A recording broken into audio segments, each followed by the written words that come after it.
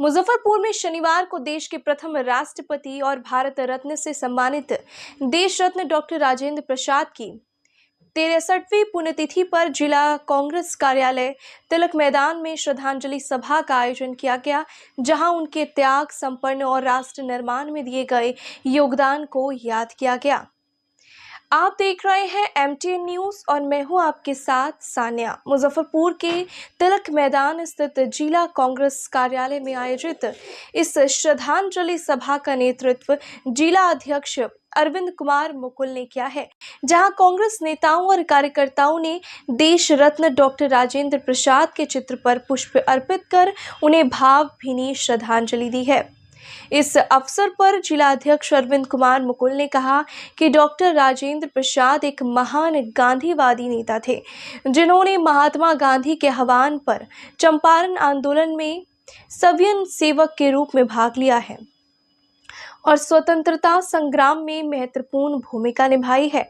उन्होंने ये भी कहा कि जब उनकी वकालत अपने चरम पर थी, तब उन्होंने निजी जीवन और परिवार से ऊपर उठकर देश और गरीबों की सेवा की प्राथमिकता दी और भारत छोड़ो आंदोलन में भाग लेकर के राष्ट्रीय निर्माण में अपना अमूल्य योगदान भी दिया। उन्होंने ये भी कहा कि स्वतंत्र भारत के संविधान निर्माण में डॉक्टर राजेंद्र प्रसाद की भूमिका अतुलनीय रही है और उनके त्याग एवं संपन्न के सम्मान में उन्हें मरणोपरांत देश के सर्वोच्च नागरिक सम्मान भारत रत्न से सम्मानित किया गया। इस श्रद्धांजलि सभा में कई कांग्रेस नेता, कार्यकर्ता उपस्थित रहे। देश रत्न डॉक्टर राजेंद्र प्रसाद का जीवन देशभक्ति, त्याग और राष्ट्र सेवा की एक ऐसी मिसाल है जो आने वाली पीढ़ियों को हमेशा प्रेरित करती रहेगी। रिपोर्ट विकास कुमार, MTN न्यूज़, मुजफ्फरपुर। प्रथम राष्ट्रपति, महान स्वतंत्रता सेनानी, देश रत्न, ईमानदार, कर्मठ, तेजस्वी डॉक्टर राजेंद्र प्रसाद जी के 63वें पुण्यतिथि आज मुजफ्फरपुर जिला कांग्रेस कमेटी कांग्रेस कार्यालय तिलक मैदान में आज उनकी पुण्यतिथि मनाई गई है।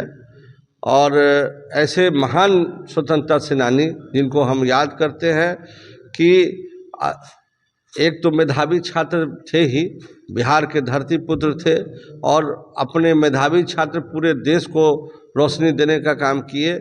और जब आज़ादी में महात्मा गांधी जी को जब प्रॉब्लम होता था तो आज़ादी में महात्मा गांधी जी डॉक्टर राजेंद्र प्रसाद जी अपने मजरूल हक के उनके भाई मित्र थे, तो तार भेजे कि हमको भाषा का दिक्कत हो रहा है, ट्रांसलेशन जो है हिंदी इंग्लिश का। तो राजेंद्र बाबू को बुलाया गया और साथ साथ वो रहे और आज़ादी में कई बार उन्होंने जेल भी गया, यातनाएं भी सही। और जब आज़ाद हुई तो प्रथम राष्ट्रपति के रूप में उनको सुशोभित हुए, कुर्सी उनको मिला।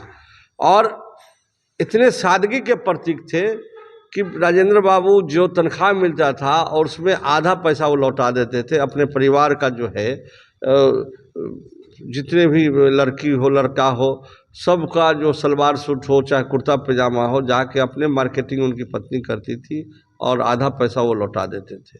इसके बाद राजेंद्र बाबू जब राष्ट्रपति 2 बार रहे और जब निधन हो गए तो उनसे पूछा गया कि आप दिल्ली में जो है कि उनको हर राष्ट्रपति और प्रधानमंत्री को कोठी मिलता है, तो वो कहे कि हम कांग्रेस कार्यालय सदाकत आश्रम पटना में ही हम रहेंगे, इसलिए कि वो बिहार प्रदेश कांग्रेस कमेटी के अध्यक्ष भी थे और राष्ट्रीय अखिल भारतीय कांग्रेस कमेटी के भी राष्ट्रीय अध्यक्ष थे।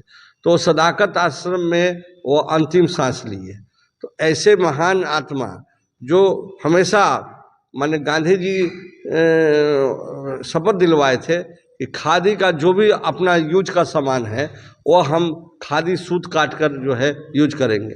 एक दिन उनका चादर जो है फटा हुआ था राष्ट्रपति भवन में, तो लक्ष्मी नारायण अग्रवाल जी यहीं के जो उनके सहयोगी थे वो कहे कि महामहिम राष्ट्रपति जी चादर बदल दिए। तो कहे कि लक्ष्मी अग्रवाल जी आप शायद भूल गए हैं कि हम लोग शपथ लिए हैं, अभी समय नहीं मिल रहा है, अब जैसे फुर्सत होगा कि हम सूत काट कर और चादर बनाकर जो है कि हम बदल देंगे जो।